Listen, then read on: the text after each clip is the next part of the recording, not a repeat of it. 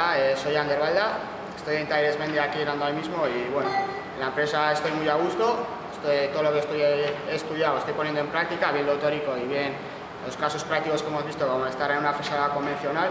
Teóricamente pues igual una lapeadora que en el propio colegio no hay y aquí mismo estoy viendo lo que es una lapeadora, bueno, las partes y eso y cómo se trabaja en la lapeadora y así. Luego tornos convencionales y bien tornos CNC, pues estudiando distintas formas de programar y haciendo montajes de todas las piezas que haces actualmente.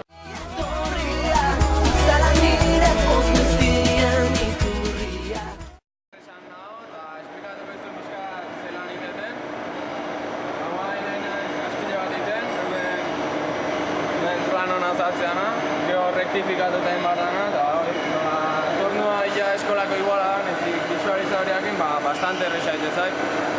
Eta gero importantia ere bai da, nola ajusten limatuta daik, horre barbak eta ondo kentzeko. Praktikan, primeron 8 ordu nola sartuken tornotan da hoi, askoz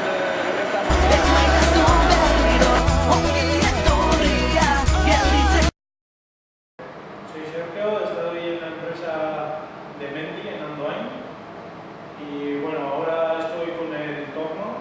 Estamos haciendo unos cilindros, sobre todo estamos trabajando en lo que es el lente. Esto que nos hemos dado completamente en la Salle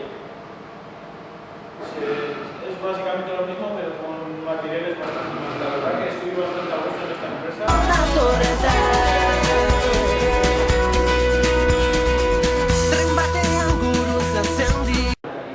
Noi Etxeberri naiz, eta Talleres Mendyn dago lanen, Lasaien Berazua ikasi nuen, eta tornon nago lanen, ikasi nuena egite lana, eta bestela lanen da hori oso guztua, gilo nago eta ondo ikasten dago. Eskirzen nago, lanean biena, eta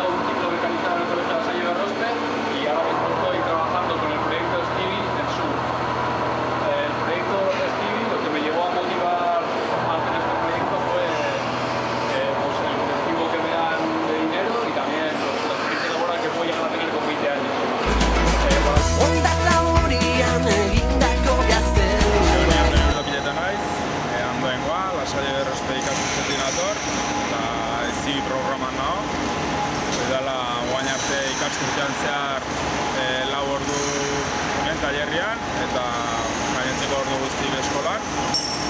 Eta konpartitu izumia ikastia eta lana, eta guain erabat lantokin gaude, 8 ordua.